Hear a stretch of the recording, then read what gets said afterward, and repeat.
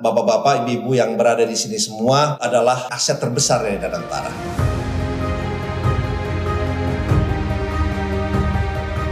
Karena one of the role dari Danantara adalah bagaimana kita mengoptimize aset kita and create more values, including the most prestigious of our asset, which is our human capital.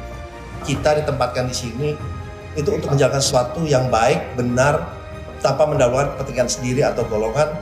Kita mempunyai zero tolerance terhadap hal-hal yang merugikan seperti korupsi, dengan menjalankan semua standar and best business practice. Indonesia masih punya PR karena rata-ratanya cuma 29% rasio investasi terhadap PDB. Nah, Indonesia hanya bisa tumbuh 5,0% rata-rata. Mati perekonomian kita. Jadi ada 52 BUMN rusak yang harus dibenahi, dibengkelin oleh Danantara. Kalau menurut saya, kalau masih seperti sekarang, mau dikonsolidasikan jadi 3, atau mau jadi 2, atau mau jadi 4, tetap akan tercipta kanibalisme. Jadi kalau ada investasi yang sehat, suntik dana aja, dia masuk di situ sebagai salah satu pemegang saham. Selamat datang di Podcast Menyala. Dari sini menyala kemana-mana. Ya. Gimana, Ja? Main apa kita hari ini? Kita sepertinya kita akan membahas barang yang cukup membuat kita ini agak-agak penasaran. Apa tuh? Danantara. Nah, biar lebih komprehensif pembahasannya, kita bahas sama pengamat sosial ekonomi Pak Heri dari Next Indonesia. Selamat datang, Pak. Ya, terima kasih. Sehat, Pak. Sehat, alhamdulillah. Jadi gini, Pak. Ini Danantara gitu. Danantara itu kan salah satu program atau yang dibangun oleh Presiden Prabowo gitu. Ya. Sebenarnya visinya Pak Prabowo dengan membangun itu apa sih, Pak? Danantara itu kan gini, makanya itu secara resmi berdiri di awal tahun 2025 kan, secara legal. Melalui perubahan Undang-Undang BUMN, melalui peraturan pemerintah tuh nomor 10 tahun 2025. Makanya dia menyebutnya namanya adalah BPI Danantara, Badan Pengelola Investasi. Nah, ini adalah kunci. Jadi kenapa Pak Prabowo membentuk Danantara? Karena dia ingin Danantara ini meningkatkan investasi. Investasi itu kan salah satu komponen terbesar kedua di dalam produk domestik bruto atau di dalam perekonomian kita. Kalau yang pertama kan konsumsi rumah tangga. Jadi kalau konsumsi kita investasi kita itu naik, maka peluang target Pak Prabowo Indonesia bisa tumbuh 8% itu diharapkan bisa tercapai. Nah, makanya Danantara dijadikan sebagai badan pengelola investasi itu. Berarti sekarang kan Danantara itu membawahi beberapa BUMN termasuk Himbara kan. Secara setahun ini, maksudnya sampai sekarang gitu, yang Bapak lihat Danantara nih, perkembangannya seperti apa, Pak? Nah, sekarang gini, karena tadi semangatnya adalah itu, kemudian karena dia badan pengelola investasi, kemudian Danantara dikasih tuh BUMN, kalian kelola itu, asetnya sekitar 16.000 triliun tuh yang dia kelola. Nah, bagaimana dia mengelola satu investasi yang sudah ada di BUMN ini dikonsolidasikan. Kalau berdiri satu-satu, ibaratnya ginilah. Kalau saya punya aset satu cangkir, kemudian saya pinjam lagi di tetangga saya itu adalah satu teko, maka aset saya kan akan bertambah. Ketika saya pinjam uang ke tukang kredit, karena dia asetnya lebih, maka kan menjadi lebih murah, gitu ya. Nah, artinya apa? Kekuatan dia itu secara fundamental itu menjadi lebih bagus. Nah, itulah yang diharapkan. Nah, persoalannya tuh gini, kalau itu yang diinginkan, maka yang sebenarnya kalau kita lihat best practice di luar, misalnya di Singapura ada Temasek dan GIC, kemudian di Malaysia ada yang namanya Hazana. Nah, yang seharusnya menjadi fokus Danantara itu adalah bagaimana dia mengelola aset, kemudian dia investasikan di sektor real. Itu di sektor real itu harus menjadi prioritas utama, baik melalui BUMN. Nah, kalau melalui BUMN itu kan ada yang namanya Danantara Asset Management. Yang sekarang di CEO-nya itu adalah Pak Doni Oskarya. Nah, bisa di situ, melalui situ Tapi kalau ada investasi yang baru tidak lagi dikelola oleh BUMN, itu yang dimasukkan yang dikelola oleh pemandu sahrir.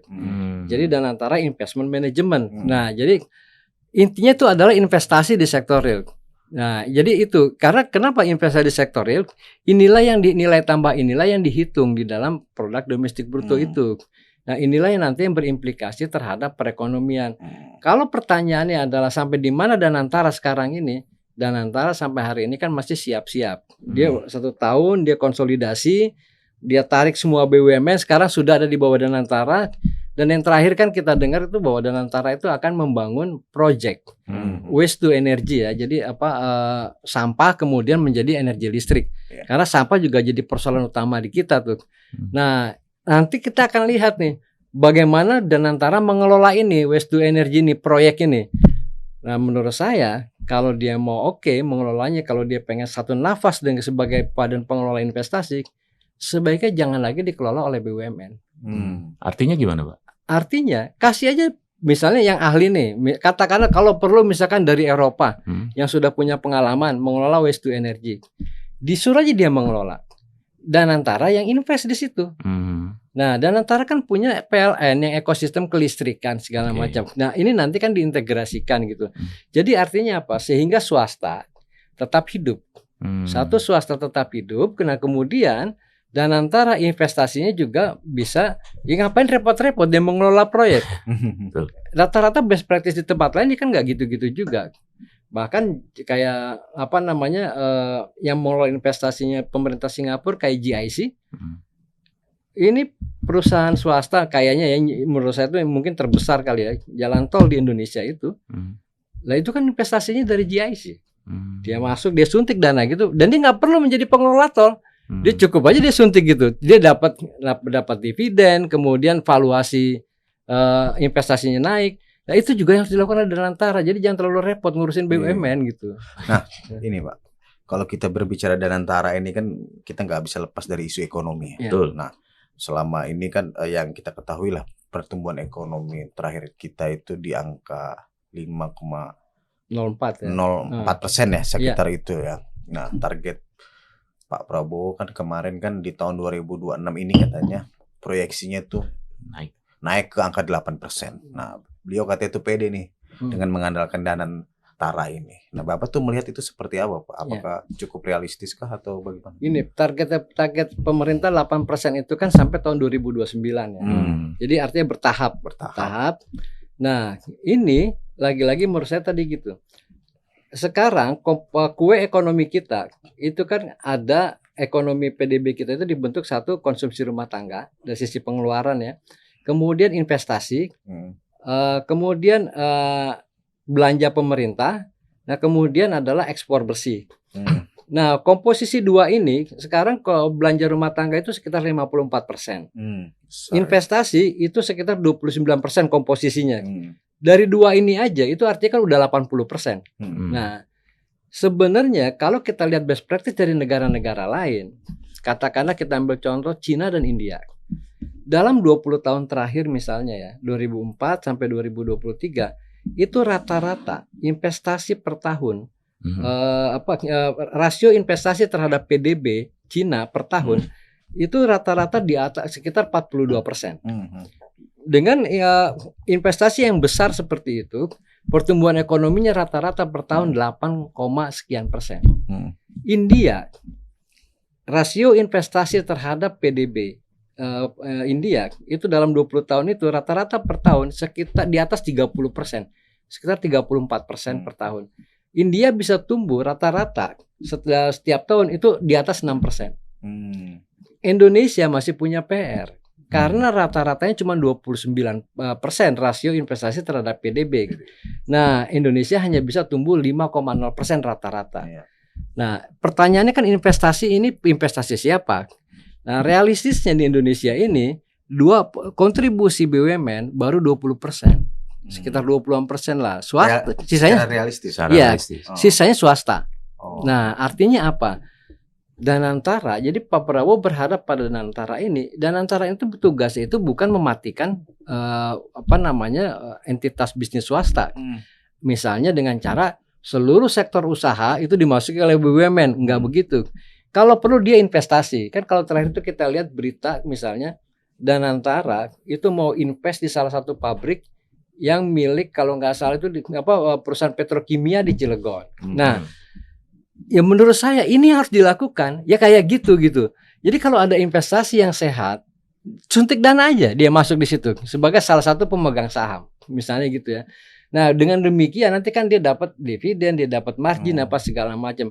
Nah jadi menurut saya, jadi yang digemukan oleh Danantara itu bukan sekadar BUMN. Berarti bisa juga untuk ini Pak ya, maksudnya meningkatkan dari sektor swasta juga kan berarti. Iya. Makanya yang digemukkan itu bukan hanya BUMN, tapi juga sektor swasta.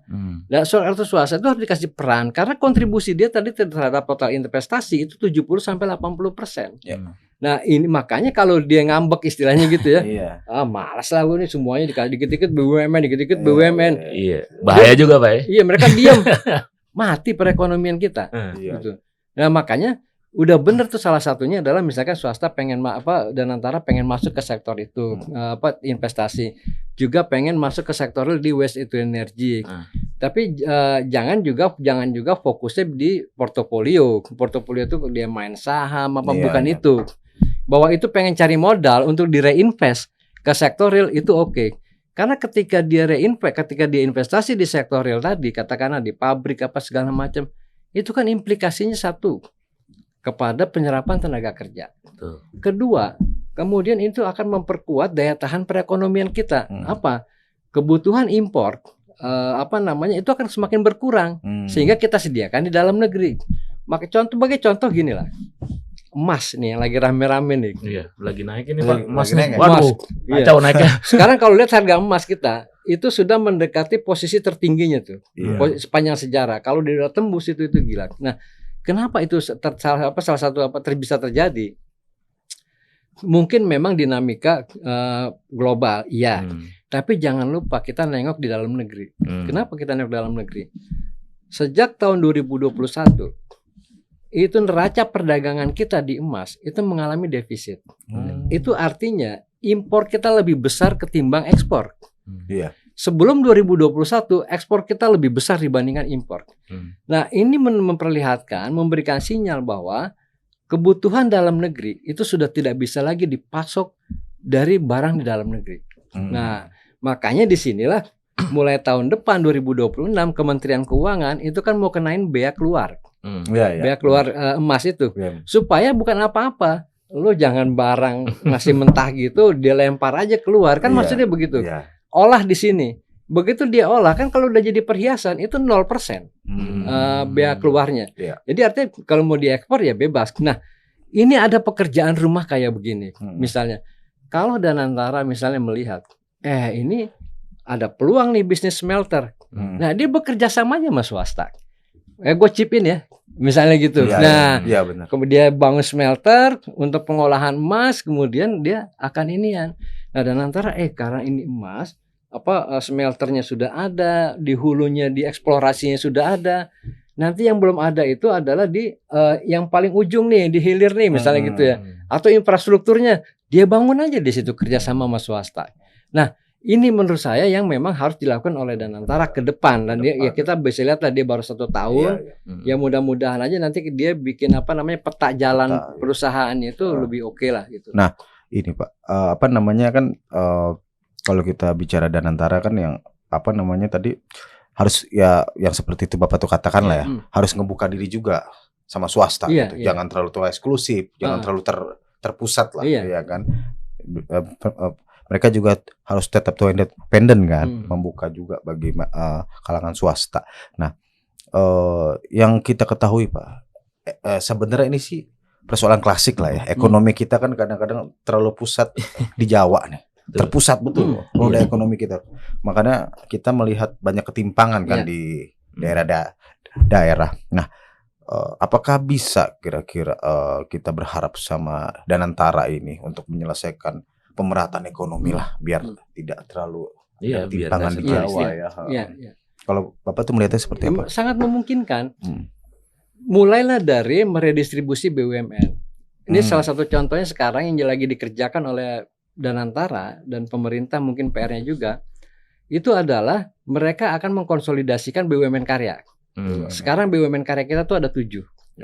Nah, ini ingin dikonsolidasikan mungkin menjadi 3 atau menjadi apa. Beberapa kali saya ditanya, misalkan ada media itu, gimana kira-kira konsolidasinya yang paling ideal? Kalau menurut saya, kalau masih seperti sekarang, mau dikonsolidasikan jadi 3, atau mau jadi 2, atau mau jadi 4, tetap akan tercipta kanibalisme. Mereka akan bermain di ceruk yang sama. Tapi kalau cara konsolidasinya adalah regionalisasi, ceritanya akan berbeda. Regionalisasi itu maksud saya gini, katakanlah BUMN karya ini dari 7 tetap mau dibagi menjadi 3. Menurut saya satu berkantor, jadi kita harus dibikin wilayah operasinya. Ini kan benchmarkingnya ada. Wilayah operasi itu di Angkasa Pura. Kan dulu 1 garap mana, 2 garap mana. Kemudian Pelindo itu juga sudah pernah melakukan kayak begitu. Nah, ini pola seperti itu harus digunakan juga kepada BUMN karya yang bekerja di infrastruktur. Dengan itu, dengan cara yang seperti itu, maka nanti dia bekerja tidak lagi sekadar nyari proyek dari pemerintah, tapi dia juga menjadi kepanjangan pemerintah ketika pemerintah pengen bangun jalan nasional, mau bangun infrastruktur di daerah. Dengan demikian, pemerataan itu jauh lebih berpotensi terlaksana ketimbang masih seperti sekarang. Nah, itu harus dikomandani oleh Danantara, karena BUMN karya itu di bawah Danantara. Gitu. Jadi Danantara yang punya hak veto. Kamu misalnya itu subholding A, kamu ngantornya di Palembang. Subholding B, kamu ngantornya di Gorontalo misalnya gitu. Subholding C, kamu ngantornya harus di NTT misalnya gitu. Berarti lebih jelas Pak ya, maksudnya dengan konsep regional tadi itu lebih jelas bahwa subholding A megang mana, subholding B. Oke. Nah, dari pembicaraan Bapak tadi, kita sekarang bicara ke depan. Kita bicara ke depan. Menurut Bapak nih outlook dari Danantara ke depan itu akan seperti apa Pak? Karena kan tadi banyak nih, gitu. Dia mainnya banyak dan ada rencana juga banyak dan terutama kita nggak bisa nafikan juga bahwa ini salah satu visi presiden juga kan. Menurut Bapak gimana? Kalau menurut saya dan ke depan itu Danantara masih akan seperti agak mirip lah ya. Gini, Danantara punya potensi memberikan kontribusi yang sangat besar. Tapi persoalannya sekarang kakinya dipegangin. Maksudnya gimana Pak? Nah, kakinya dipegangin itu oleh BUMN yang 52% itu adalah rugi. Itu kan disampaikan oleh Pak Doni Oskaria di DPR. Jadi ada 52 BUMN rusak yang harus dibenahi, dibengkelin oleh Danantara. Nah, Danantara jangan lupa, Danantara itu mungkin nggak ketahanan, dia kan punya 1 unit BUMN. Perusahaan BUMN yang kerjaannya itu adalah kayak tukang servis itu. Ada istilahnya itu titip kelola. BUMN lagi rugi, kolab, kalau udah merah kerjanya dititip kelola. Itu namanya PT PPA, perusahaan pengelola aset. Nah, sama dia tuh nanti Talk Magic. Talk Magic sudah bagus, bisa diprivatisasi, bisa dikelola lagi atau dikembalikan. Nah, ini menurut saya sekarang karena Danantara itu punya PR besar ke depan untuk menopang pertumbuhan ekonomi nasional. Penyakitnya dia ini yang megangin dia ini menurut saya untuk sementara tuh segera dia disingkirin. Singkirin tuh dalam artian apa? Kalau masih ada masalah yang di sini, konsolidasikan. Jangan dicampur dulu gitu. Ini tuh barang yang lagi bermasalah, sakit, pilek-pilek gitu ya. Kemudian digabung sama yang sehat jadi pilek. Nah, ini dikonsolidasikan kan kita tadi punya PPA. PPA tuh udah punya berpengalaman. Bisa saja PPA ini size-nya diperbesar. BUMN itu PT pengelola aset perusahaan pengelola aset. Ini adalah evolusi dari BPPN dulu. Nah, kemudian jadi PT PPA. Nah, dia ini yang memang spesialis itu adalah melakukan Talk Magic terhadap atau kelola ada titip kelola. Jadi titip kelola itu ibaratnya dulu kan Kementerian BUMN. Kementerian BUMN kasihlah ke PPA, ini gue titipin ya, tolong kelolain ya. Nah, kira-kira kayak gitu. Nah, maksud saya yang tadi megangin kakinya Danantara untuk Danantara lari, yang kayak gini ini disingkirin dulu.